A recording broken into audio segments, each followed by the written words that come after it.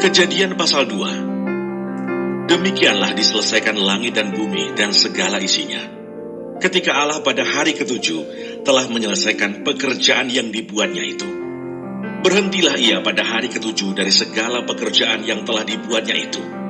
Lalu Allah memberkati hari ketujuh itu dan menguduskannya. Karena pada hari itulah ia berhenti dari segala pekerjaan penciptaan yang telah dibuatnya itu.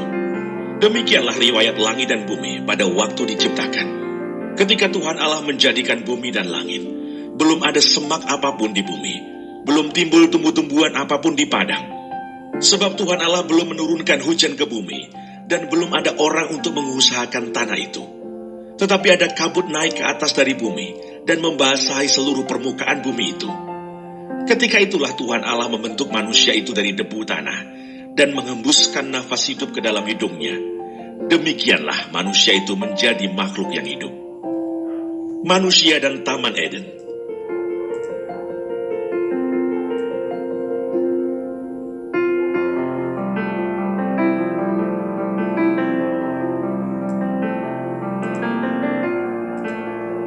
Selanjutnya Tuhan Allah membuat taman di Eden, di sebelah timur.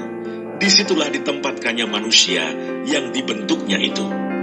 Lalu Tuhan Allah menumbuhkan berbagai-bagai pohon dari bumi yang menarik dan yang baik untuk dimakan buahnya, dan pohon kehidupan di tengah-tengah taman itu, serta pohon pengetahuan tentang yang baik dan yang jahat.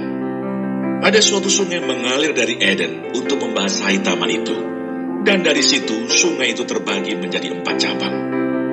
Yang pertama namanya Pison, yakni yang mengalir mengelilingi seluruh tanah Hawilah, tempat emas ada. Dan emas dari negeri itu baik. Di sana ada damar bedolah dan batu krisopras. Nama sungai yang kedua ialah Gihon, yakni yang mengalir mengelilingi seluruh tanah Kus. Nama sungai yang ketiga ialah Tigris, yakni yang mengalir di sebelah timur Asyur. Dan sungai yang keempat ialah Efrat. Tuhan Allah mengambil manusia itu dan menempatkannya dalam Taman Eden untuk mengusahakan dan memelihara taman itu. Lalu Tuhan Allah memberi perintah itu kepada manusia. Semua pohon dalam taman ini boleh kau makan buahnya dengan bebas. Tetapi pohon pengetahuan tentang yang baik dan yang jahat itu, janganlah kau makan buahnya.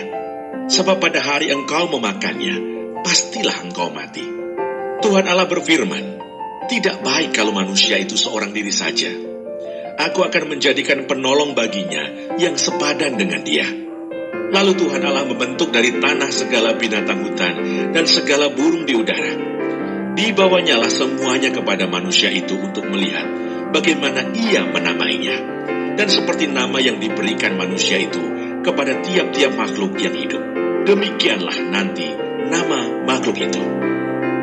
Manusia itu memberi nama kepada segala ternak, kepada burung-burung di udara, dan kepada segala binatang hutan. Tetapi baginya sendiri, ia tidak menjumpai penolong yang sepadan dengan dia.